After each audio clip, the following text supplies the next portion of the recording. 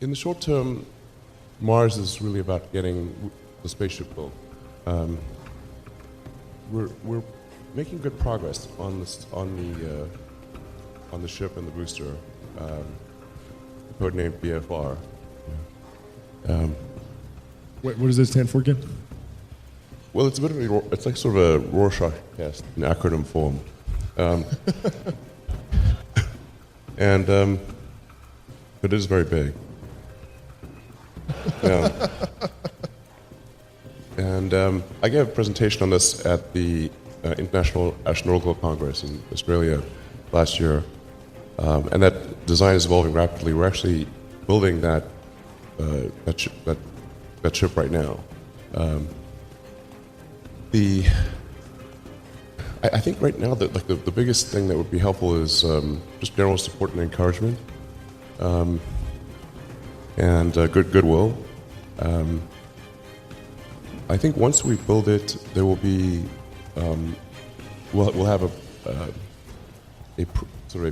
point of proof, something that other companies and countries can then go and do. Like, they currently don't think it's possible, so if we show them that it is, then I think they'll up their game and they will build interplanetary transport vehicles as well. Now, once that has been built and there's a means of getting cargo and people to and from Mars as well as to and from the Moon, and other places in the solar system, then I think that's really where there's a tremendous amount of entrepreneurial resources that are needed, because you've got to build out the entire base of industry, everything that allows human civilization to exist, and it's going to be harder. A lot harder in a place like Mars or the Moon. I mean, the Moon and Mars are often thought of as like, is this some escape hatch for rich people? But it won't be that at all. It's anyone who, for the early people that go to Mars, it'll be far more dangerous. I mean, really, it kind of reads like Shackleton's ad for Antarctic explorers. You know, it's like difficult, dangerous, good chance you will die. Excitement for those who survive. That kind of thing. And I think there's not many people who actually want to go in the beginning, because all those things I said are true. But there'll be some who will, for whom the excitement of the frontier and exploration exceeds the concern of danger. And they will start off building the most elementary infrastructure, just a base to create propellant, a power station, glass domes in which to grow crops, all the sort of fundamentals without which you cannot survive. And then really there's going to be an explosion of entrepreneurial opportunity, because Mars will need everything from iron foundries to pizza joints. I think Mars should really have great bars. So I'm feeling pretty optimistic about the timeline, although I can be a little, sometimes my timelines are a little, people have told me that my timelines historically have been optimistic, and so I'm trying to recalibrate to some degree here.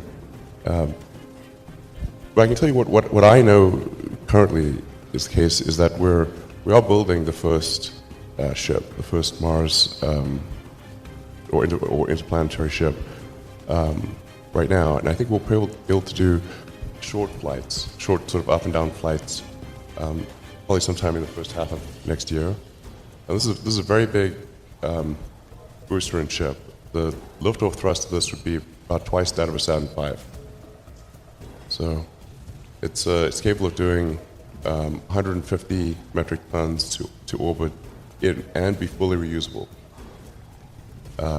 So the expendable payload is around double that number. So what's amazing about this ship, assuming we can make full and rapid reusability work, is that we can reduce the marginal cost per flight dramatically, by orders of magnitude compared to where it is today. This question of reusability is so fundamental to rocketry. It is the fundamental breakthrough that's needed.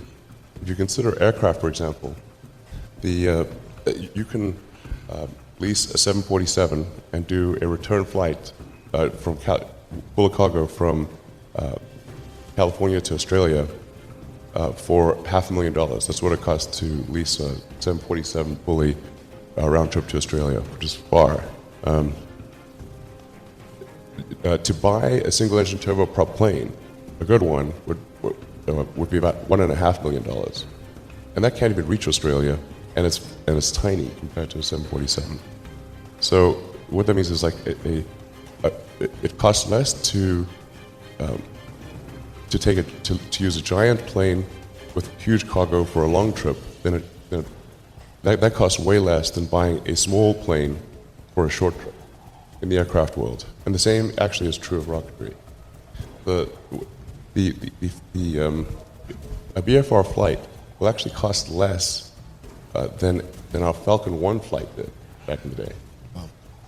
So that was about a $5 or $6 million marginal cost per flight. We were confident that BFR will be less than that. So that's profound, and that is what will enable the creation of a permanent base on the moon and a city on Mars.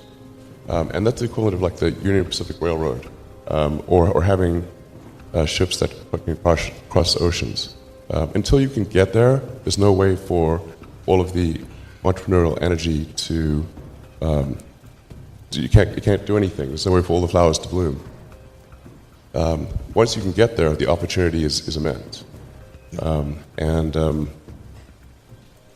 So we're going to do our best to get you there, and then make sure that there's an environment in which entrepreneurs can flourish. And then I think it'll be amazing. We wanted to get the public, we wanted you to get excited about the possibility of something new happening in space, of the space frontier getting pushed forward. The goal of this was to inspire you and make you believe again, just as people believed in the Apollo era, that anything's possible. Well, at SpaceX, almost all my time is spent on engineering and design. It's probably 80 and 90%.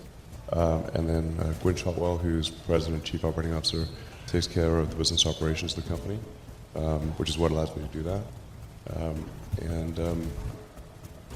I think in order to make the right decisions, you have to understand something. If you don't understand something at a detailed level, you cannot make a good decision.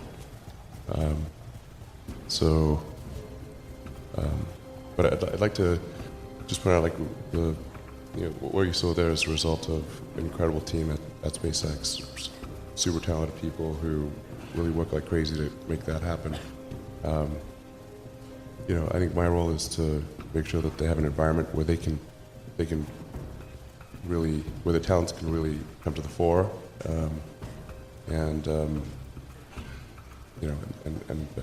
but I can't tell you how honored and grateful I am to work with such a great team. Now, I don't sort of like look at things and say, okay, what's the rank ordered, business opportunity from a financial standpoint, or anything like that. It's really just like there's some things that don't seem to be working, that are important for for our life and for the future to be good. And I have to say that if one were to say, like, where is if one were to do a risk-adjusted rate of return estimate on various industry opportunities, I would put like basically building rockets and cars pretty close to the bottom of the list. That they would have to be the dumbest things to do, just because look at the auto industry, and in the U.S. auto industry, the only two companies that haven't gone bankrupt, at least at some point, are Tesla and Ford. Every other company got bankrupt or was failing and got acquired. there's only 2 companies that haven't gone bankrupt, and there's a big graveyard of companies that did. So, and then going up against entrenched competitors, there's no. I gave basically both SpaceX and Tesla from the beginning a probability of less than 10% of likely to succeed.